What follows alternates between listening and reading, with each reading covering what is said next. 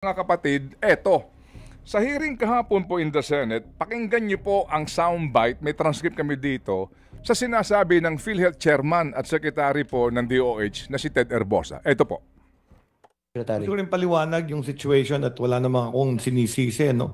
Kasi ang kadalasan po, ang problema sa healthcare, pag may sakit ang iyong loved one, your father, mother, or your wife, talagang pina-admit nila at kuminsan ayaw nilang pumila sa charity, sa indigent, kung saan libre na po lahat tayo.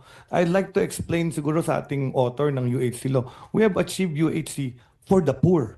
Pag ikaw ay indigent, maoperahan ka, makikidney transplant ka, sagot lahat ng gobyerno. Ang problema natin sa UHC implementation ay yung working class. Yung working class, papasok yan sa NKTI, papa-admit po yan sa private.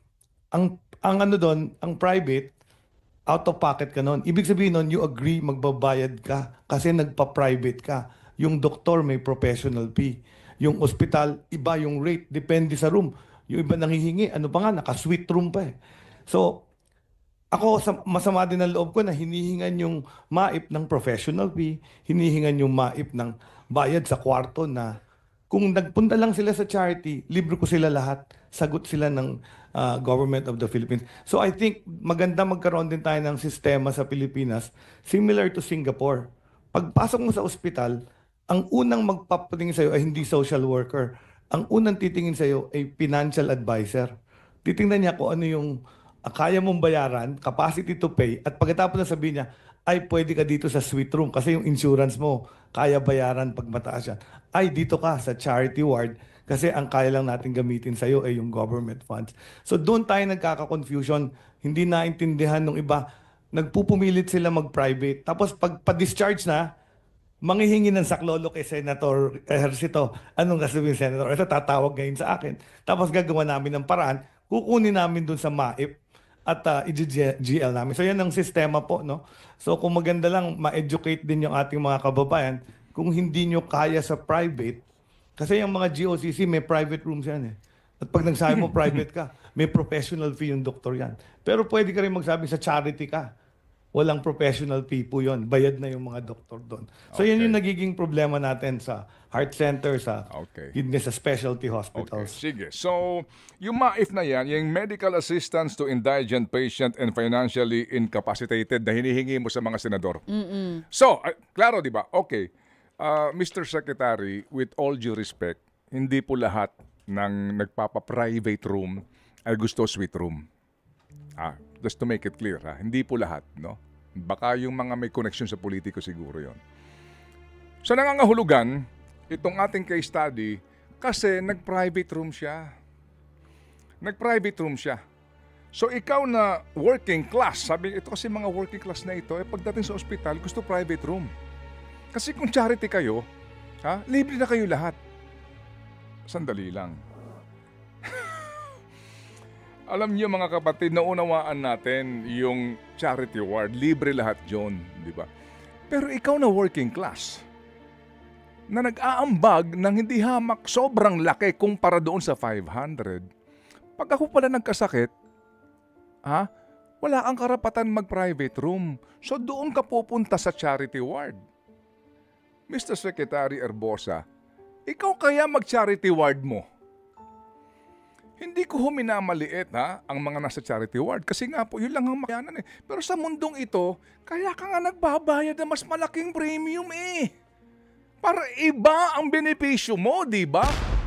Nangangahulugan na para ka malibre at mabawasan ka ng malaking gastusin, doon ka sa charity ward. Ba't mo ba gusto mag-private room? Nakita niyo na ho ba ang charity ward ng mga pampublikong pagamutan? Mawalang galang lang, meron pong maaayos.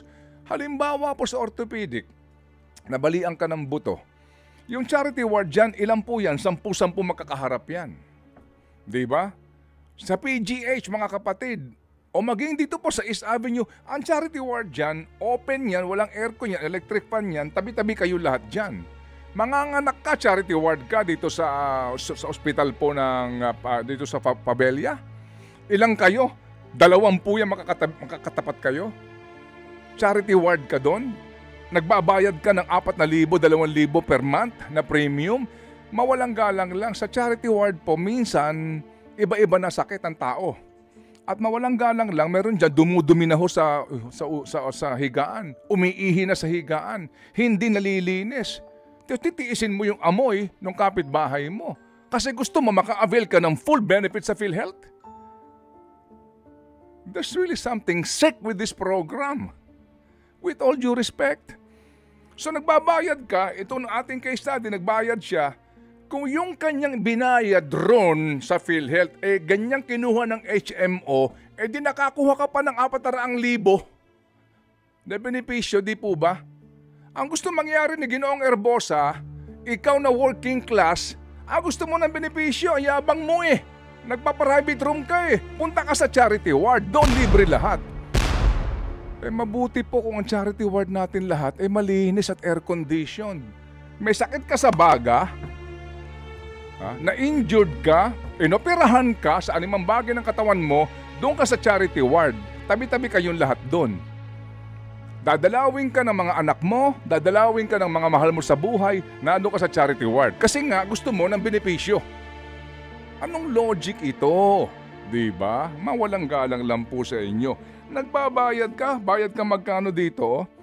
Kasi po may mga working class naman din, sa dami din po ng mga trabaho po, nagsisipag sila, ang kanila pong sweldo ay higit na 50,000. Na maliit pa rin ho ngayon. Higit na 100,000 piso, na maliit pa rin ngayon. Lalo na kung marami kayo, bahay mo, kotse mo, edukasyon ng anak mo, kailangan mong kumita 100,000 mahigit. Tapos ngayon, magbabayad ka ng premium, obligahin ka, pero pag nakasakit ka ng private room ka, mayabang ka na. Kasi gusto mo na ng VIP treatment, hindi po. Private room na simple na pinag-uusapan natin dito There's really something sick with this system. Think about it. Yan ho ang dahilan nito, di ba? And then, pupunta ho tatawag kay Congressman, kay Senator, hihingi ng mais. Guarantee letter. Kasi nga po, si Congressman, si Senator, meron nitong may pera ako. At sabi po ng NKTI, may nakakuha ng GL 1 milyon mahigit, di ba? One time, big time, sino yun? May higit pang 1 milyon, isa lang pong guarantee letter, sino yun? So lumalabas dito palakasan, sino may koneksyon kay politiko, mas malaki ang GL amount niya. Diba? Pero ikaw na nagko-contribute sa PhilHealth ng sobra doon sa minimum, pagdating mo sa NKTI o sa PGH, charity lang po ako muna. Kasi wala akong pambayad rito para ako makakuha ng benepisyo. Pero ang contribution mo, ang laki ng diferensya.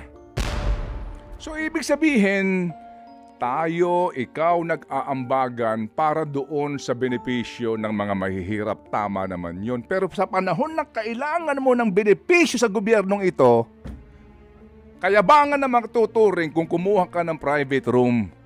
Dahil yung pala, hindi katumbas ng serbisyo sa PhilHealth yung iyong binibigay ng contribution. And that is the truth.